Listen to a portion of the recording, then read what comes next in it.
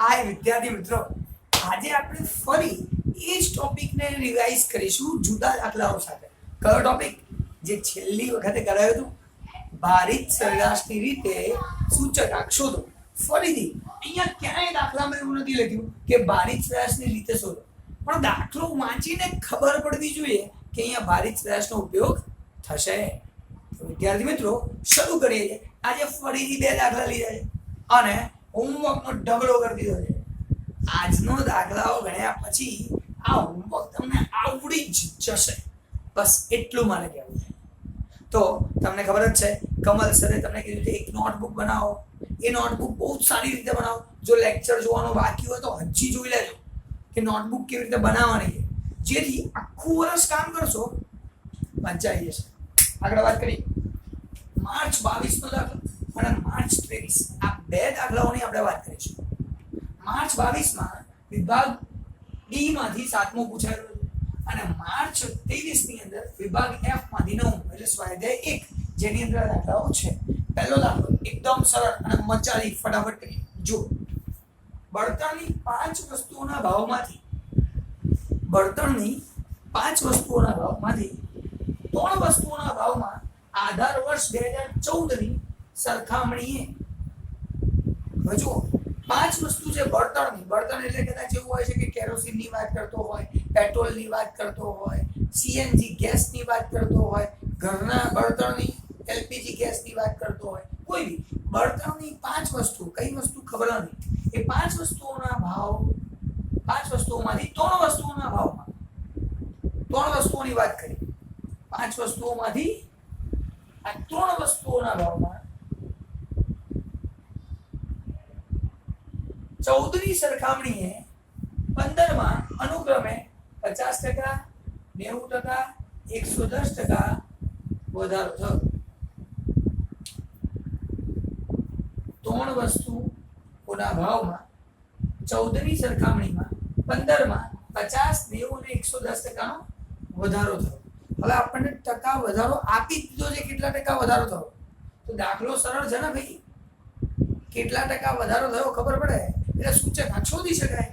તો આપણે અહીંયા સૂચકાંક શોધી કાઢીએ. I બરાબર, માનો કે પહેલા 100 હતો, એ 100 ની અંદર 50% નો વધારો થાય વત્તા 50%, એટલે જવાબ આવે 150. અચ્છા, અહીંયા 90% વધારો થયો. માનો એ 100 હતો, એમાં 90% વત્તા 90%, જવાબ આવશે 190. માની લો 100% હતું, 110% વધારો થયો વત્તા 110%, એટલે જવાબ આવશે 210. એને ફક્ત 3 વસ્તુઓની ભાવની વાત કરી. 3 વસ્તુઓમાં કેટલા ટકા વધારો થયો જો મળી ગયા તો આપણને I મળી ગયો 150, 190, 210 આઈ ગયા. હવે આગળ બીજું, અન્ય 2 વસ્તુઓના ભાવમાં, અન્ય 2 એટલે હવે જે વાત કરે છે એ બાકીના 2 વસ્તુના ભાવની વાત કરે છે. અન્ય 2 વસ્તુના ભાવમાં અનુક્રમે 5% અને 2% નો ઘટાડો થયો. 5% ઘટ્યો, 2%, અન્ય 2 એટલે બાકીની 2 વસ્તુના નામ નથી આપે પણ ઘટાડો ખબર પડી ગઈ. તો ઘટાડો તો ભાઈ માની લો પહેલા 100 હતો, એમાં -5%,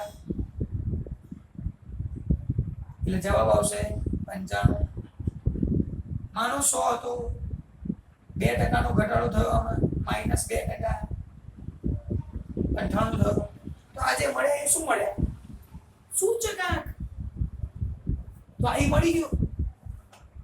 આગળ જઈએ. 5 વસ્તુઓના સાપેક્ષ અગત્યતા, 5 વસ્તુઓની સાપેક્ષ અગત્યતા, એની અગત્યતા, એનું મહત્વ એટલે કે W. આનાથી ખબર પડી અગત્યતા આપી છે એટલે કે W આપ્યું છે, W આપ્યું છે એટલે સિગ્મા IW ભાગ્યા સિગ્મા W. ભારિત સરેરાશની રીત કરવાની. અગત્યતા છે 5, 4, 3, 2, 1 લખી રાખો. સાહેબ W બરાબર 5, 4, 3, 2 અને 1. આ બધાનો સરવાળો કર્યો. 5 4 9, 9 ને 3 12, 12 ને 2 14. સિગ્મા W બરાબર 15. પછીનો દાખલો શું સાહેબ ખબર પડી ગઈ આઈ અને ડબલ્યુ છે એટલે ભારિત સરેરાશ છે આ આઈ 150 ગુણ્યા 5 750 190 ગુણ્યા 4 760 210 ગુણ્યા 3 630 95 ગુણ્યા 2 190 98 ગુણ્યા 1 98 આ બધાનો સરવાળો કરો એટલે આઈ ડબલ્યુ સિગ્મા આઈ ડબલ્યુ બરાબર 24 28 સિગ્મા ડબલ્યુ બરાબર 15 એટલે આપણે દાખલામાં સૂત્ર છે સિગ્મા આઈ ડબલ્યુ ભાગ્યા સિગ્મા ડબલ્યુ 24 28 ભાગ્યા 15 કરો અમારો જવાબ 161.87 આવી જશે કારણ કે સૂત્ર જ છે ભાઈ સિગ્મા આઈ ડબલ્યુ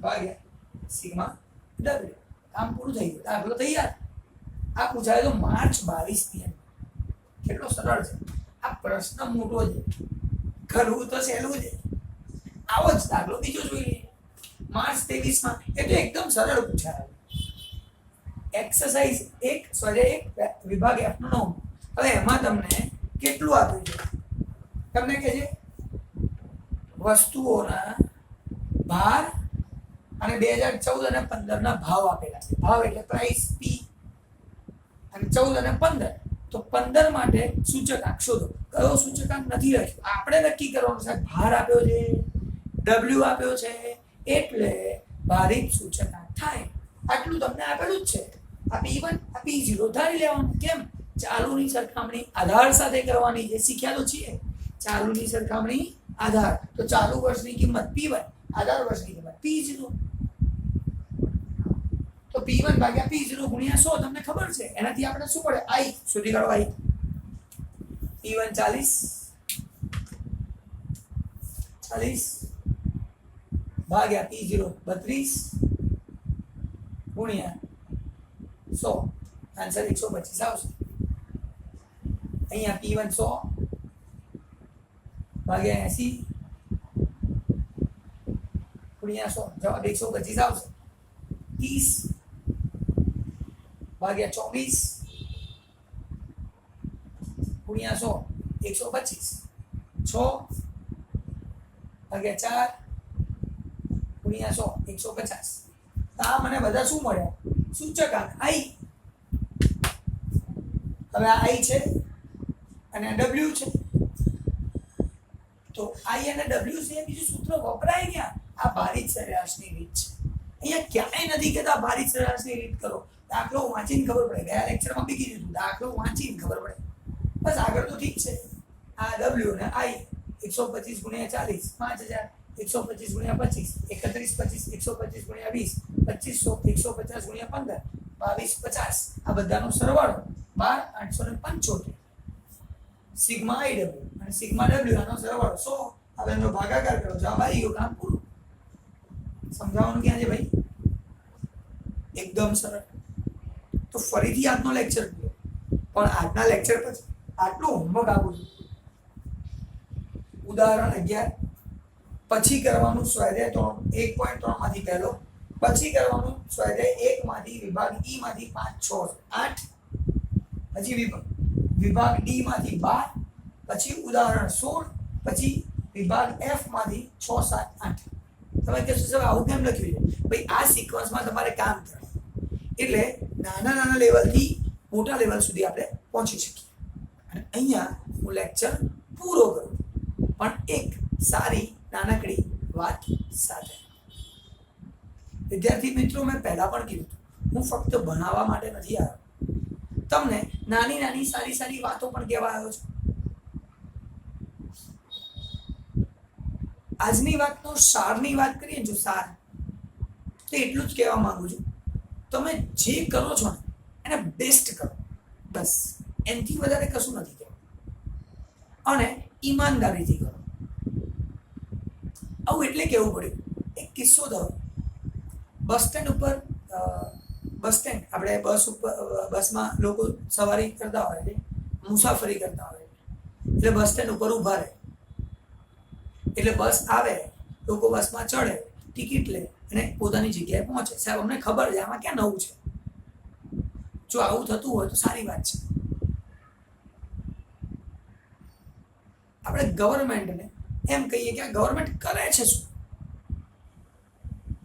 બસો મળતી નથી, બસો ચાલતી નથી, બસો બહુ લેટ આવે છે, આવું બધું આપણે સાંભળતા આવ્યા છીએ. તો આવો જ એક કિસ્સો થયો. બસ આવી, એ બસમાં એક બેને ગોતા જવાનું હતું, મારા એરિયામાંથી ગોતા જવાનું હતું. એ બસને એણે એક બેને હાથ આપ્યો, બસ વાળે ના ઊભી રાખી, જતો રહ્યો ફટાફટ, ઊભી રાખ્યા વગર. હવે અહીંયા સમજવાની વાત શું છે? કેમ કીધું મેં તમને ઈમાનદારીથી કામ કરો? જે વ્યક્તિ બસ ડ્રાઈવર છે એની ડ્યુટીમાં શું આવે છે? દરેક સ્ટેશન ઉપર ઊભા રહેવું, જો ગ્રાહક હોય તો એને બસમાં ચડાવવું, આ એની જવાબદારીમાં આવે. હવે એ એની જવાબદારી ઈમાનદારીથી નથી નિભાવતો. નોકરી તો કરે છે પણ ઈમાનદારી નિભાવતો નથી. અને માટે નુકસાન કોને થયું? એ પબ્લિકને. પબ્લિક ગાળો કોને દે? ગવર્મેન્ટ. હવે પબ્લિકે પણ થોડુંક સમજવું શેના માટે? એ બસે ના ઊભું રાખી, એ બસનો નંબર લઈ લેવો જોઈએ, કમ્પ્લેન નંબર હોય છે એની ઉપર એ બસના નંબરની કમ્પ્લેન કરવી જોઈએ.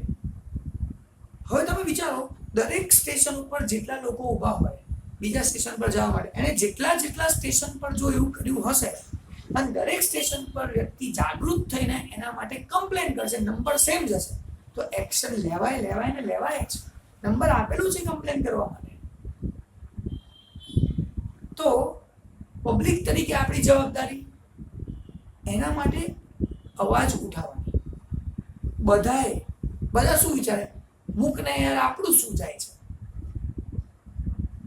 અને ડ્રાઈવર શું વિચારે? મારે ક્યાં ગ્રાહક નહીં પડી, મને તો નોકરી કરું છું, પૈસા મળવાના છે. આ બંનેમાં ઈમાનદારી નથી. વાત બહુ અઘરી છે સમજવી, પણ નાની વાત સમજાવવી જરૂરી હતી. આ કિસ્સાથી તમને સમજાઈ ગયું કે બીજા બધા શું કરે છે ખબર નહીં, પણ તમે મારી સાથે જ્યારે જોડાઓ છો તો આ નાનકડી સારી વાતને યાદ રાખો. આપણે તો સારા થઈ જઈએ, આપણે તો ઈમાનદાર થઈ જઈએ. કદાચ કમ્પ્લેન કર્યા પછી રિઝલ્ટ ન પણ આવે તો આપણને એટલો સંતોષ તો હોય, મેં તો મારું કામ ઈમાનદારીથી કર્યું.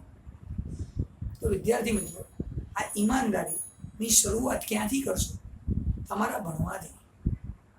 આ ઈમાનદારીથી ભણો, એને સમજી લો અને ઈમાનદારીપૂર્વક હોમવર્ક કરો. આ તો બસનું એક બહાનું છે, થયું છે રિયાલિટી, પણ તમે અહીંથી જ બેમાની ચાલુ કરો છો જે તમારા વ્યવહારમાં ભવિષ્યમાં દેખાય છે. તો જો થોડીક પણ ખબર પડતી હોય ને, જો મારી સાથે થોડાક પણ જોડાયા હોય ને, તો પ્લીઝ વિદ્યાર્થી મિત્રો થોડા સારા વિચારોને ગ્રહણ કરો. હું જે વાત કરીશ પ્રેક્ટિકલ કરીશ,